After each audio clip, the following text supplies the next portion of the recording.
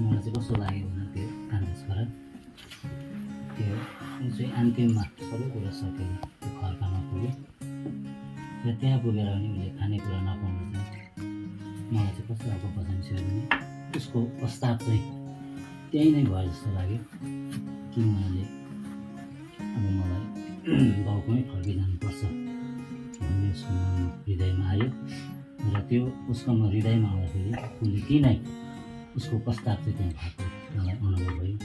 कसरी भन्दाखेरि म चाहिँ अब मैले यति साह्रो मेरो सबै कुरा चाहिँ बाउदेखि पैसाहरू लिएर गएको सकियो। त्यो सक्दा चाहिँ त्यहाँ अनिकाल आयो। त्यो अनिकाल आउँदाखेरि उहाँ त्यो खर्कामा पुग्यो।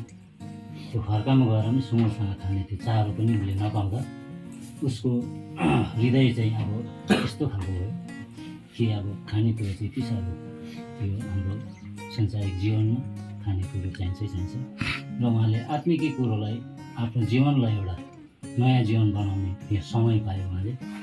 अनि त्योद्वारा चाहिँ उसले त्यति बेलै भने कि म बाउकोमा फेरि फर्केर जान्छु र म फेरि बाउलाई गएर म छोरा बन्ने योग्यको छुइनँ तर मलाई काम गर्ने एउटा ज्यामी जस्तै राख्नुहुन्छ भन्छु बाउलाई भन्ने जो उसले सम्झे त्यही चाहिँ त्यो प्रस्ताव भएको मलाई अनुभव।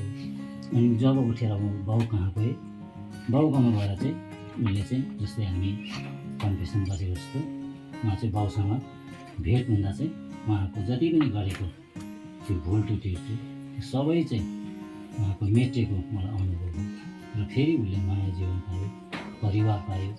अझ त्यो बाउ चाहिँ एउटा हाम्रो प्रभु ईश्वर स्वयं हुनुहुन्छ भन्ने मेरो हृदयमा लाग्यो र यो वचन दिनुभएकोमा प्रभुलाई हृदयबाट धन्यवाद दिन चाहन्छु।